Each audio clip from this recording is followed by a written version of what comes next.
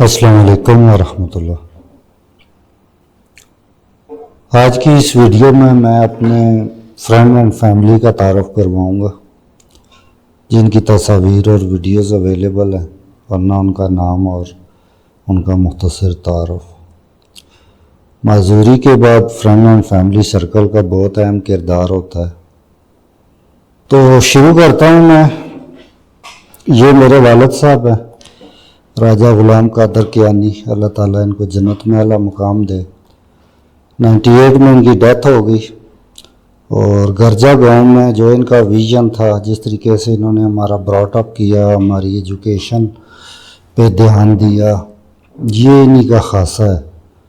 تو ایک پیور زمیندار گھرانے سے تعلق رکھتے ہوئے بھی انہوں نے خود بھی زمینداری اس طرح اڈاپٹ نہیں کی، اور ہمیں بھی ہائر ایجوکیشن کی طرف کیا، اور جس دور میں انہوں نے ہمیں اس گاؤں میں وہ سہولیات دی، کیونکہ وہ آرمی ایویشن میں کام کرتے تھے، تو آرمی آفیسرز کے ساتھ ان کو اٹھنا بیٹھنا تھا، captain, major, lieutenant colonel, brigadier, اس حد تک ان کا اٹھنا بیٹھنا تھا۔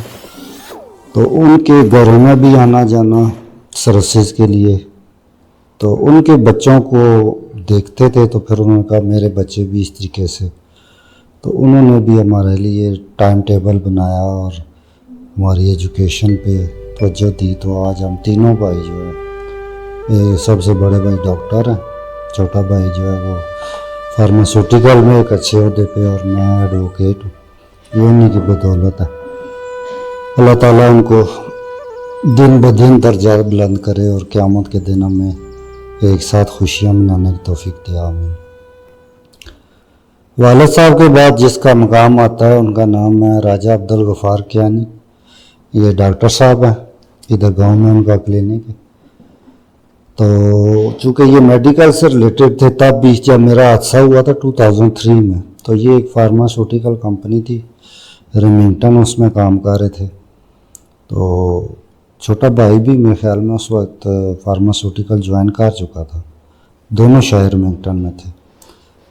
تو غفار بھائی کا رول جو ہے وہ والد صاحب کے بعد سب سے اہم تھا، کیونکہ میں ابھی پڑھ رہا تھا۔ 98 میں والد صاحب کی ڈیتھ ہوئی، میں اس وقت BA کر رہا تھا۔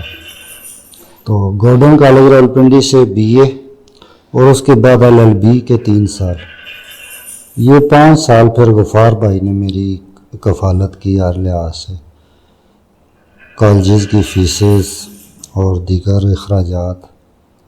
تو والد صاحب کے بعد وہ جو ہوتا ہے نا، بڑا بھائی ڈکٹیٹرشپ کرے، یا تو ان کی وہ چیز نہیں ہے۔ انہوں نے ہمیں پوری سپیس دی، اور آج تک انہوں نے ہمیں کسی چیز سے نہیں روکا، دوستوں کے ساتھ کہیں آنا جانا اپنی مرضی سے۔ تو بہت ہی مطلب شفیق اور ایک فل سپیس دینے والے انسان ہیں۔ تو انہی کے ضمن میں جو میرے بھتیجے ہیں، چونکہ یہ video friend and family circle کے بارے میں، تو ان کے 4 بیٹے ہیں۔ شادی ہماری ایک دن ہی ہو رہی تھی 2003 میں، اپریل میں۔ تو اپریل 24 کو یہ حادثہ ہوا میرا، تو اپریل 25، 6، 7 ان دنوں یہ شادی ہو رہی تھی۔ تو اب ان کے 4 بچے ہیں ماشاءاللہ۔ سب سے بڑے بیٹے ہیں یہ جبران کیانی، یہ حافظ قرآن بھی ہیں، اور اس وقت جرمنی میں ہیں۔ اور یہ ان کے ہاشم بھائی ماشاءاللہ، یہ بھی جرمن لینگویج سیکھ رہے ہیں، اور گیمنگ ان کا پیشن ہے۔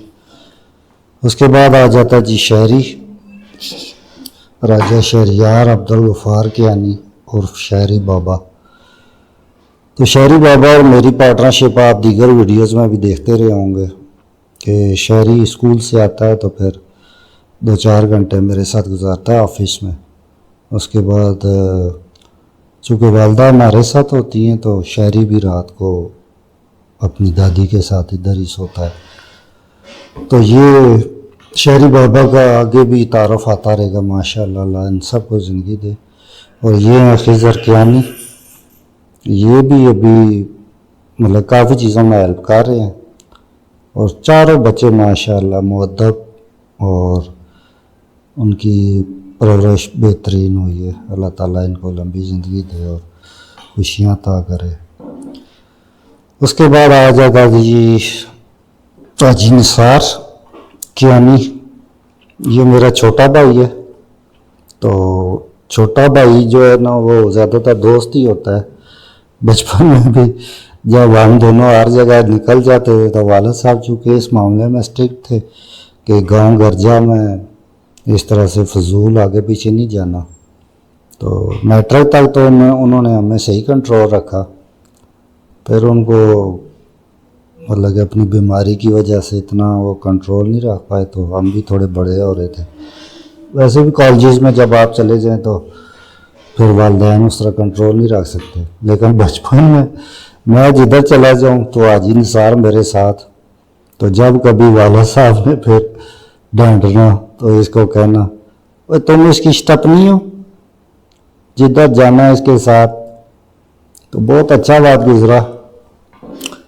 پھر جب کالجز ہمارے الگ تھے اور پھر ان کی جاب سٹارٹ ہو گئی, میں نے فردر ہائر سٹڈیز جاری رکھی. تو جب میں LLB تک جا رہا تھا تو یہ دونوں بھائی جاب کر رہے تھے. تو حاجی نثار کیانی کہ احسان تو نہیں کہہ سکتے لیکن وہی کہ بھائیوں والی وفا اور قربانیاں. تو ابھی تک ان کا میرے ساتھ تعاون مطلب حد سے زیادہ ہے. اللہ تعالیٰ ان کو ہر لحاظ سے خوشیاں دے, رزق عزت میں برکت دے, عہدے میں مزید ترقی دے. تو گاؤں ورجا کے لوگ جانتے ہیں ان کے.